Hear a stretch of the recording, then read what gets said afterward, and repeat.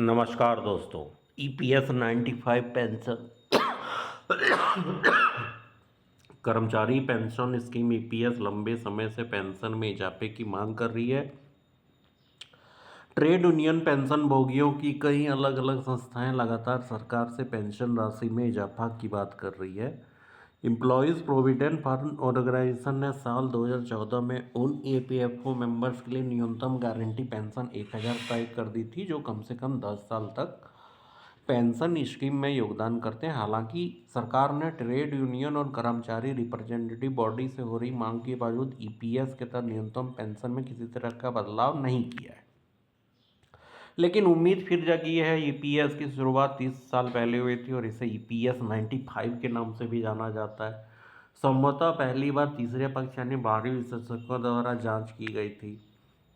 संसद की एक अस्थायी समिति श्रम मंत्रालय ने निश्चित समय सीमा के अंदर ईपीएस का तीसरे पक्ष का मूल्यांकन करने को कहा है।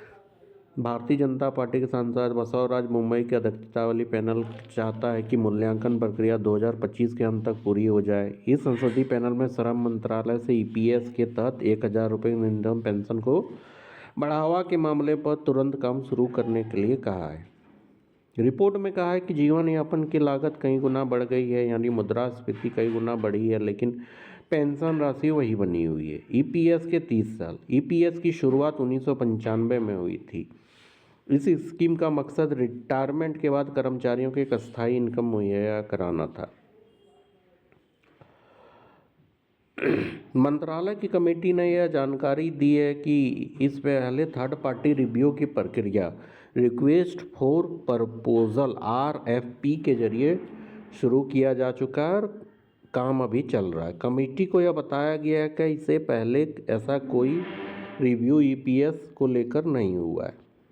यह भी बताया गया है कि ऐसा पहले कोई रिव्यू ईपीएस नहीं हुआ है। रिपोर्ट में आगे कहा कि 2014 की तुलना में 2024 में रहने की लागत में कई गुना बढ़ोतरी हुई है। इससे संबंधित फैक्टर को ध्यान में रखते हुए इस राशि में बढ़ोतरी पर विचार करने की जरूरत है। श्रम मंत्रालय ने 2000 रुपये करने का प्रस्ताव 2020 में भेजा था। इस साल के बजट में ईपीएस 95 सेवानिवृत्ति कर्मचारियों के लिए प्रतिमंडल ने वित्त मंत्री निर्मला सीतारमण से मुलाकात की और ईपीएस पेंशन को 7500 रुपये प्रति माह बढ़ाने की मांग रखी। उस बैठक के बाद ईपीएस राष्ट्रीय आंदोलन समिति ने कहा था कि वित्त मंत्रालय ने उन्हें आश्वासन दिया है कि इस पर विचार करेगी। पिछले कई सालों से ईपीएफओ सदस्य के लिए पेंशन राशि में बढ़ोतरी की मांग कर रहे हैं। वे चाहते हैं कि राशि 7500 रुपये तय किए जाए और बढ़ती महंगाई की भरपाई के लिए डीए लाभ भी चाहते हैं। Thank you for watching. अब देखिए आगे क्या होता है। Thank you for watching.